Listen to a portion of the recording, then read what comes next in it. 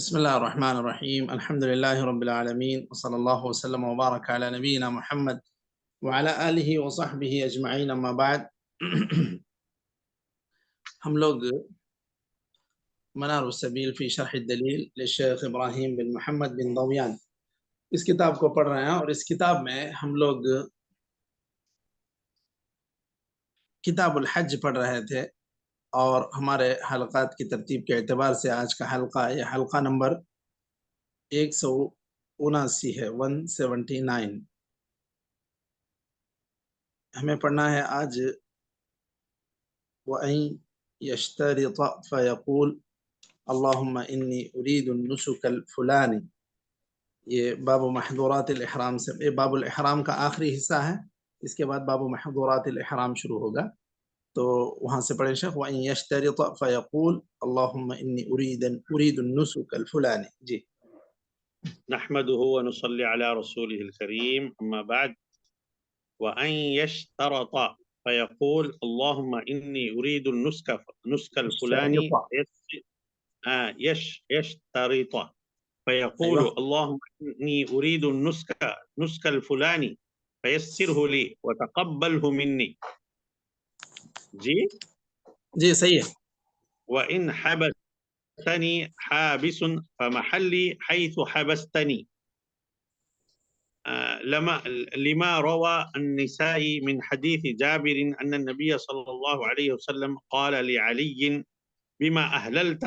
قال قلت اللهم إني أهل بما أهل به رسول الله صلى الله عليه وسلم. أهل وہ متکلم کا صیغہ ہے۔ جی أهل به رسول الله صلى الله عليه وسلم. بما أهل به، اللهم إني أهل بما أهل به. اللهم إني أهل بما أهل به رسول الله صلى الله عليه وسلم. وعن عائشة أن رسول الله صلى الله عليه وسلم دخل علي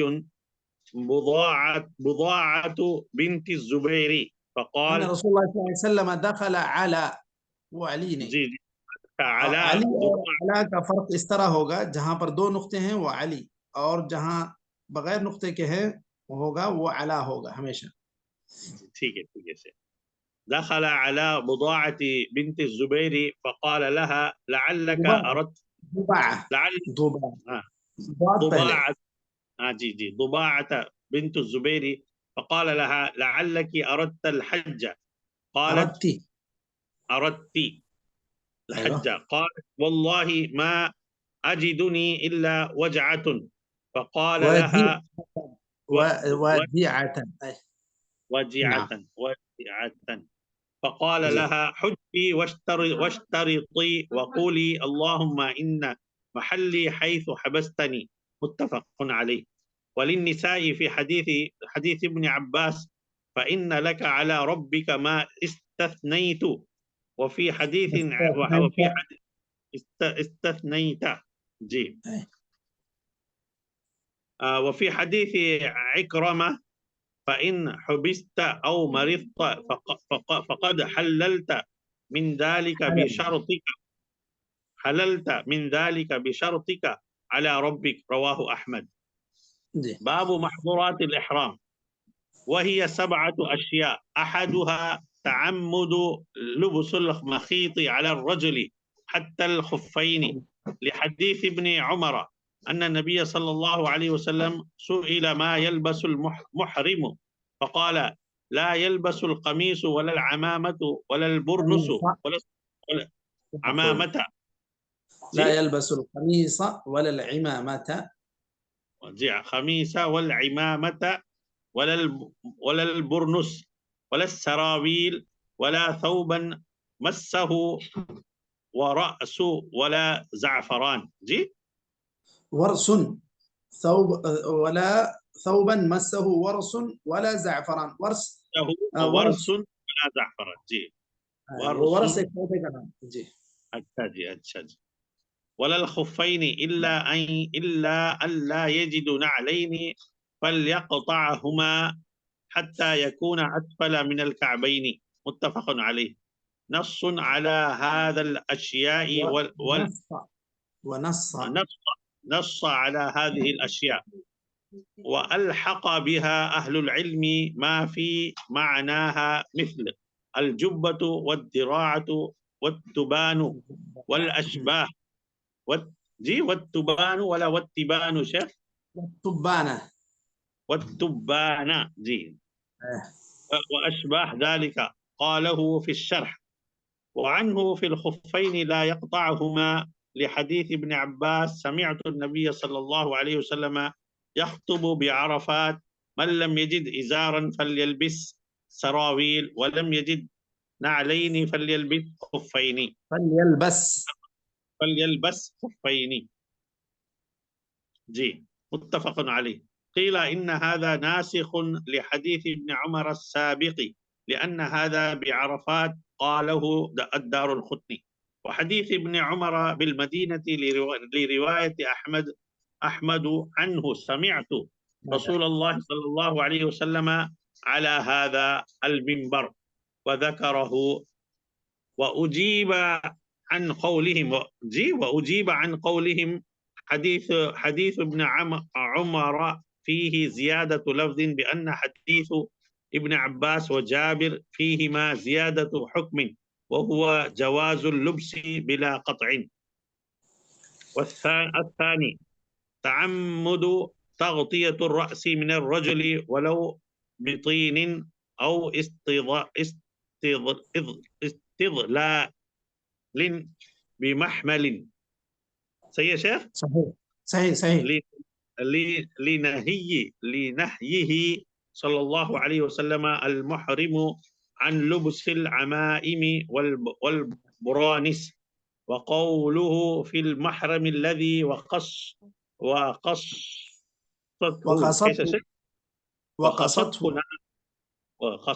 ناقته ولا تخمروا رأسه فإنه يبعث يوم القيامة ملبيا. متفق عليهما. और पढ़ो शेख जी, थोड़ा सा पढ़िए और।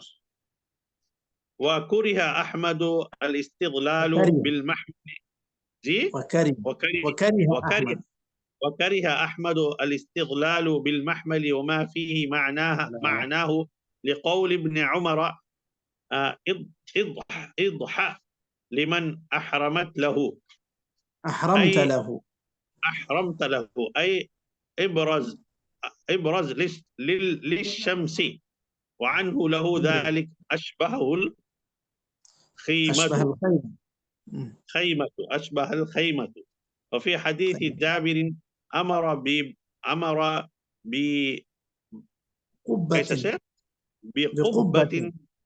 بقبة من الشعر فضربت له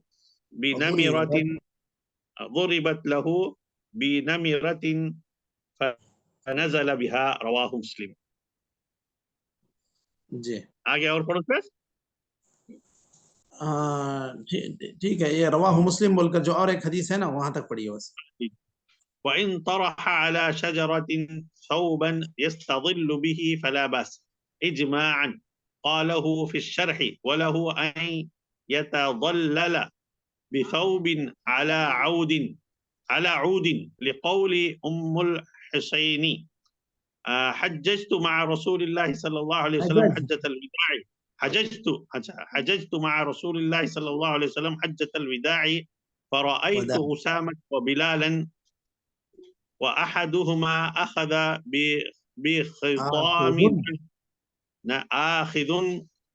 بخطام ناقة النبي صلى الله عليه وسلم والآخر رافع ثوبه يستره من الحر حتى رمى جمرة العقبة. رواه مسلم. وصلى الله تعالى على خير خلقه محمد وعلى آله وأصحابه أجمعين. بسم الله الرحمن الرحيم. الحمد لله رب العالمين وصلى الله وسلم وبارك على نبينا محمد وعلى آله वसहबिhi अजमईन। अम्मा बाद, हम लोग किताबुल हज पढ़ रहे थे और किताबुल हज में ये हमारा हल्का नंबर 179 है और हम लोग इहराम سے متعلق جو باب الاحرام پڑھ رہے تھے اس کا آخری حصہ یہ ہے. آدمی احرام باندھتا ہے تو احرام اصل میں کہتے ہیں الدخول نیت الدخول بالنسک او نیت الدخول فی النسک، مناسک عمرہ یا مناسک حج میں داخل ہونے کا ارادہ کر لینا، یہ احرام ہے، اس کی نیت کر لینا. اور آدمی جو ہے نیت کر لے اور نیت کو ادا کرے زبان سے، یہ صرف ایک ہی جگہ ہے جو حج میں یا عمرے میں. یہاں سے آدمی اپنے اوپر وہ ساری چیزیں لاگو کر لے گا جو ایک محرم کو کرنی ہوتی ہے. بہت ساری پابندیاں ہیں. محرم پر شکار نہ کرے اور خوشبو نہ لگائے، بال نہ مونڈے، بال نہ کاٹے، یہ ساری چیزیں ہیں. اور ہم لوگوں نے احرام سے متعلق یہ بھی پڑھا مواقیت، کس کی کیا میقات ہے، مواقیت خمسہ ہم نے پڑھا. یہ احرام سے متعلق چیزیں تھیں. ایک چیز اور احرام سے متعلق جو آخری رہ گئی ہے وہ ہے کہ اگر حالات ایسے ناسازگار ہوں کہ کبھی بھی حجاج کو یا عمرہ جانے والوں کو اگر رکاوٹ آ سکتی ہے، کبھی بھی روکا جا سکتا ہے، تو پھر ایسی صورت میں ایک قید آدمی نیت کرتے ہوئے احرام کی یہ بھی بڑھا لے. وہ ہے اللہم ان محلی حیث حبستنی، یعنی اے اللہ میری حلال ہونے کی جگہ وہ ہے جہاں پر تو مجھے روک دے. یہاں اس کے لیے دلیل کے طور پر حضرت ضباعہ بنت زبیر کی حدیث بھی موجود ہے. یہ خاتون حج کا ارادہ کی ہوئی تھی. آپ صلی اللہ علیہ وسلم نے ان سے پوچھا آپ نے تو حج کا ارادہ کیا تھا، پھر کیا بات ہے نہیں نکل رہی ہیں؟ تو انہوں نے کہا مجھے لگ رہا ہے کہ میں اپنے آپ کو بہت ہی بیمار محسوس کر رہی ہوں یا مجھے درد ہے بدن میں، تو میں اس عذر کی بنیاد پر میں ارادہ ترک کرنا چاہ رہی ہوں. گویا کہ ایسی بات انہوں نے کہی. آپ صلی اللہ علیہ وسلم نے کہا کہ نہیں، آپ جب ارادہ کیے ہیں تو ایک قید بڑھا لیں. قید کیا تھی؟ اللہم ان محلی حیث حبستنی. تم یہ قید بڑھا لو، ایک حج کرو لیکن یہ شرط رکھو اللہ تعالیٰ سے کہ اے اللہ اگر میں کسی وجہ سے میری طبیعت کے بگڑ جانے سے آگے نہ بڑھ سکوں یا مجھے کوئی رکاوٹ آ جائے تو ایسی صورت میں میرے حلال ہونے کی جگہ وہی ہے جہاں پر مجھے رکاوٹ آ جائے. تو انہوں نے یہ شرط گویا کہ آپ صلی اللہ علیہ وسلم نے انہیں بتائی اور انہوں نے اس شرط کے مطابق اپنے آپ کو ایک استثنائی صورت اللہ تعالیٰ کے پاس اپنے عذر کی رکھ دی. اب اگر کوئی عذر پیش آ جاتا تو پھر تو وہ انہوں نے پہلے ہی سے شرط یہ رکھ لی تھی. اب کیا ہر جانے والا اس طرح کی شرط رکھ لے، یہ کیا ضروری ہے یا نہیں ہے مشائخ؟ بہتر ہے شیخ، اگر رکھ لیے تو بہتر ہے. جی اور جی شیخ عبداللہ.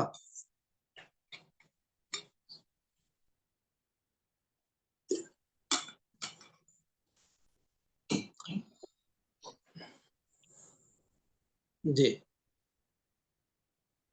اس طرح کی شرط رکھ لینا اللہم ان محلی حیث حبستنی، یہ ہر انسان پر ضروری ہے یا ہر انسان کو یہ کرنا چاہیے نہیں کرنا چاہیے، اس تعلق سے پوچھ رہا تھا. اب اگر حالات ایسے ہوں، حالات ناسازگار ہوں، جیسے کچھ سخت بڑی بیماری پھیلی ہوئی ہے، کبھی بھی آپ کو حج سے روکا جا سکتا ہے لیکن آپ تو ساری کارروائی کر کے آگے بڑھ رہے ہیں، کبھی بھی آپ کو روکا جا سکتا ہے، ایسا امکان ہے، تو پھر آپ کو ایسے اندیشے کی صورت میں اس طرح کی شرط رکھ لینی چاہیے. اور دیگر صحابہ نے اس طرح کی شرط نہیں رکھی تھی. کیوں نہیں رکھی تھی مشائخ؟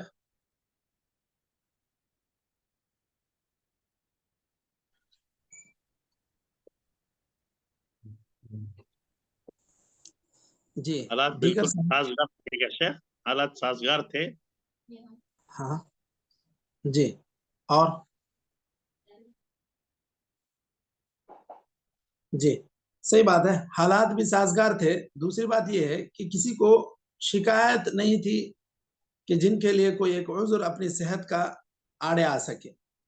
تو جو زبیعۃ بن زبیر کی جو حدیث، زبیعۃ بنت زبیر کی جو حدیث ہے، یہ اپنے آپ کو بیمار محسوس کر رہی تھی یا ان کو کچھ تکلیف تھی، تو اس وجہ سے انہوں نے کہا میں اپنے آپ کو بیمار محسوس کر رہی ہوں یا میں تکلیف محسوس کر رہی ہوں. تو آپ صلی اللہ علیہ وسلم نے انہیں مشورہ دیا کہ اس طرح کی شرط رکھ لیں، ورنہ ہر انسان کو یہ شرط رکھنے کی ضرورت نہیں ہے.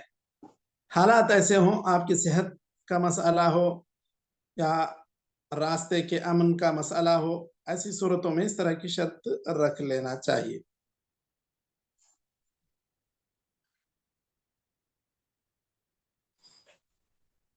اب اس کے بعد دیکھیے، یہ تو حدیث سے ثابت ہے، سنن نسائی میں بھی حدیث ہے، حدیث عکرمہ رضی اللہ عنہ بھی ہے. اس میں یہ ہے کہ فَإِنْ حَبَسْتَ کہ آپ استثناء کر لو. حضرت ابن عباس کی حدیث میں ہے فَإِنَّ لَكَ عَلَىٰ رَبِّكَ مَا اسْتَثْنَيْتَ کہ آپ جو بھی استثناء کر لیں گے اللہ تعالیٰ اس کو قبول کرے گا، اس کی وجہ سے آپ کو معذور کر دے گا، آپ کو معذور، اللہ تعالیٰ معذورین کی فہرست میں شامل کرے گا. یہ بات یہاں پر حضرت ابن عباس رضی اللہ عنہ کی حدیث سے بھی ثابت ہے. حدیث عکرمہ میں ہے فَإِنْ حُبِسْتَ أَوْ مَرِضْتَ فَقَدْ حَلَلْتَ مِنْ ذَلِكَ بِشَرْطِكَ عَلَى رَبِّكَ. اگر ایسے ہوا بیمار ہوئے آپ یا پھر جو ہے حالات ناسازگار ہوئے آپ کے لیے، آپ آگے نہیں بڑھ سکے، تو ایسی صورت میں جو آپ نے اللہ تعالیٰ سے استثناء کر لی تھی اس کی بنیاد پر آپ حلال ہو جائیں گے. ٹھیک ہے مشائخ، یہ مسئلہ واضح ہے. آگے بڑھیں گے اب. ہاں بالکل شیخ. باب محظورات الاحرام. باب محظورات الاحرام. حضرہ کہتے ہیں منع. المحظور الممنوع، محظور کی جمع ہے محظورات. تو الاحرام جب آدمی احرام کی حالت میں ہوتا ہے تو ایسی صورت میں اس کے لیے کچھ چیزیں منع ہیں. وہ ممنوعہ چیزیں کیا ہیں محرم کے لیے، وہ یہاں پر ذکر کی جا رہی ہیں. وہی سبعۃ اشیاء، یہ 7 چیزیں ممنوعات احرام میں سے ہیں. سب سے پہلی چیز تعمد لبس المخيط على الرجل حتى الخفين. سب سے پہلی چیز آدمی کا سلا ہوا کپڑا پہننے کی، سلا ہوا کپڑا پہننے کا ارادہ کرنا، جان بوجھ کر سلا ہوا کپڑا پہننے کی کوشش کرنا. تو یہ چیز ممنوعات احرام میں سے ہے. اور اس کے لیے حدیث انہوں نے جو ذکر کی ہے، دیکھیے حضرت ابن عمر رضی اللہ عنہ کی ہے کہ آپ صلی اللہ علیہ وسلم سے پوچھا گیا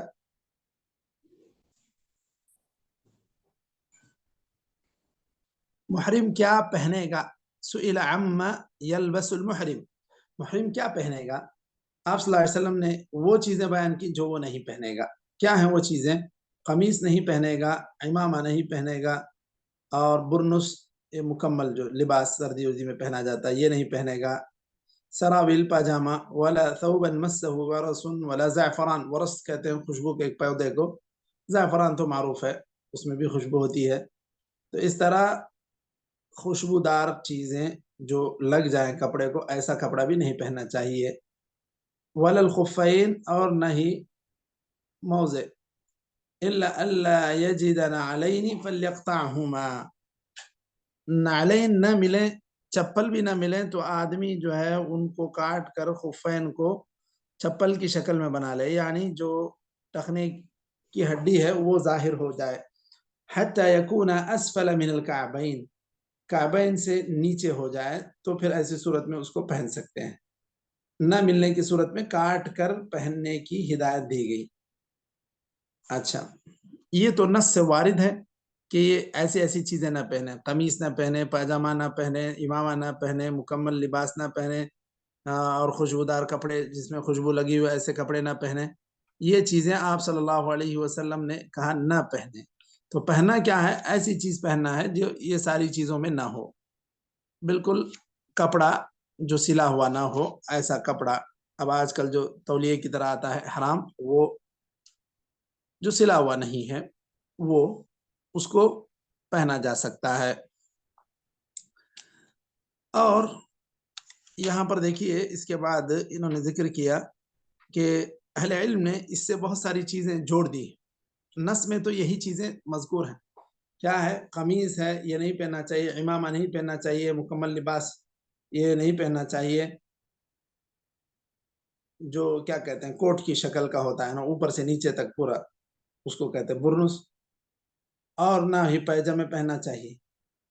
یہ چیزیں تو مذکور ہیں، لیکن اہل علم نے اس کے ساتھ کچھ اور چیزیں ایڈ کی ہیں۔ ایڈ کیا کیے ہیں؟ اور وہ بھی وہ مشترک ہیں اس اعتبار سے کہ اس کے اندر مخیط بھی ہوتا ہے۔ دیکھیے انہوں نے کیا جوڑا ہے؟ الجبہ، جبہ مکمل قمیص، جبہ معروف ہے۔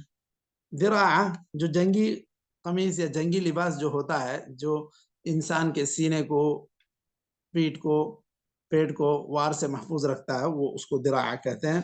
وہ تبانہ یہ چھوٹے لباس، تبان اب آج کل جو برمودا کہتے ہیں چھوٹے پینٹ کی طرح، اس کو بھی کہتے ہیں تبان ہے۔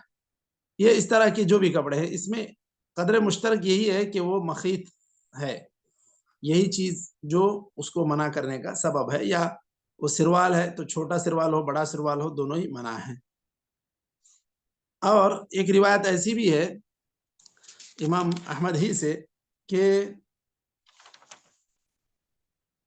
آدمی کو اگر خفین نہ ملے، آدمی کو اگر چپل نہ ملے، نعلین نہ ملے، تو آدمی کیا خفین کو کاٹ کر پہنے یا بغیر کاٹے کے ایسے ہی پہن لے۔ تو اس تعلق سے یہاں پر ایک مزید حدیث یہاں پر ذکر ہو رہی ہے۔ دیکھیے آپ صلی اللہ علیہ وسلم کو حضرت ابن عباس نے فرماتے ہوئے سنا، عرفات میں خطبہ دے رہے تھے، کہ جس آدمی کو ازار نہ ملے تو وہ سروال پہن لے۔ ازار کسے کہتے ہیں مشائخ؟ شرعی کو پجامہ کہتے ہیں، پجامہ۔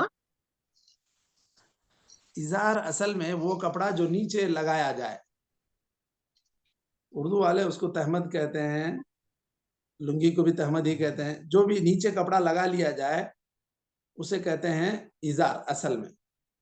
ضمناً لوگ آج کل وہ جو پاجامہ ہے اس کو بھی ازار ہی کہتے ہیں، کیونکہ وہ نیچے ہی پہنا جاتا ہے، ورنہ ازار سے مراد یہاں وہ کپڑا جو سلا ہوا نہ ہو اور نیچے استعمال کیا جائے اس کو ازار کہتے ہیں۔ جو کندھوں پہ استعمال کیا جائے اس کو ریدا کہتے ہیں۔ ازار و ریدا، ان کا مطلب ریدا اوپر جو کپڑا استعمال ہوتا ہے وہ ریدا ہے، ازار جو نیچے استعمال ہوتا ہے وہ کپڑا ہے۔ اب یہاں آپ صلی اللہ علیہ وسلم نے کہا نیچے لگانے کے لیے، سطر پوشی کے لیے اگر ازار نہ ملے، نیچے کا کپڑا نہ ملے تو کیا کریں؟ ایسا آدمی سروال پہن لے سکتا ہے، کیونکہ اس کو ملا نہیں، عذر ہے اس کے پاس۔ وَمَن لَّمْ يَجِدْ نَعْلَيْنِ فَلْيَلْبَسْ خُفَّيْنِ، اگر کسی کو چپل بھی نصیب نہ ہو تو وہ موزے پہن لے سکتا ہے۔ اب یہاں پر ایک مسئلہ یہ ہے کہ حضرت ابن عمر رضی اللہ عنہ کی جو پہلے حدیث آئی اس کے اندر یہ ذکر ہوا ہے کہ آدمی موزے نہ پہنے، اچھا اگر چپل نہ ملے تو اس کو کاٹ کر چپل کی شکل میں بنا کر پہنے۔ یہاں اس حدیث میں کہا جا رہا ہے کہ آدمی کو اگر چپل نہ ملے تو وہ موزے پہن لے۔ تو اب یہاں پر اہل علم نے یہ بات ذکر کی کہ یہ جو حدیث ہے حضرت ابن عباس رضی اللہ عنہ کی، یہ ناسخ ہے، جو حضرت ابن عمر کی ہے وہ منسوخ ہے۔ کیوں؟ اس لیے کہ یہ عرفات میں واقعہ پیش آیا جو حضرت ابن عباس نے دیکھا۔ حضرت ابن عمر کی جو حدیث ہے وہ کہتے ہیں میں نے ممبر پر آپ صلی اللہ علیہ وسلم کو سنا تھا، تو انہوں نے مدینے میں سنا تھا۔ مدینے کے بعد جب آپ حج کے لیے پہنچے عرفات میں تو وہاں آپ نے یہ ارشاد فرمایا کہ اگر کسی کے پاس چپل نہیں ہے تو وہ موزے پہن لے۔ تو اس اعتبار سے یہ جو حکم ہے یہ ناسخ ہو گیا، پہلا والا حکم منسوخ ہو گیا۔ حدیث ابن عمر بالمدینہ لروایت احمد عنہ سمعت رسول اللہ صلی اللہ علیہ وسلم علی المنبر وذکرہ، تو انہوں نے ممبر پر یہ فرماتے ہوئے سنا تھا۔ وأجيب عن قولهم حديث ابن عمر فيه زيادة لفظ بأن حديث ابن عباس وجابر فيهما زيادة حكم وهو جواز اللبس بلا قطع۔ آدمی اچھے موزے کو کیوں کاٹ کر پہنے؟ وہ تو اچھی چیز پھر خراب ہو جائے گی، اسی لیے یہ کہہ رہے ہیں کہ بغیر کاٹے کے پہننے کا فائدہ ملتا ہے ان دونوں حدیثوں، حضرت ابن عمر کی، حضرت ابن عباس اور حضرت جابر رضی اللہ عنہما کی حدیث سے۔ تو اس اعتبار سے اگر کسی آدمی کو چپل نصیب نہ ہو تو پھر وہ آدمی موزے کو پہن لے سکتا ہے، یہ اس حدیث سے معلوم ہو رہا ہے۔ چلیے، یہ ممنوعات احرام میں سب سے پہلی چیز تھی کہ آدمی جان بوجھ کر مخیط نہ پہنے۔ اگر اس کو ازار نہ ملے، نیچے پہننے کے لیے کپڑا نہ ملے، تو ایسی صورت میں کیا کر سکتا ہے مشائخ؟ وہ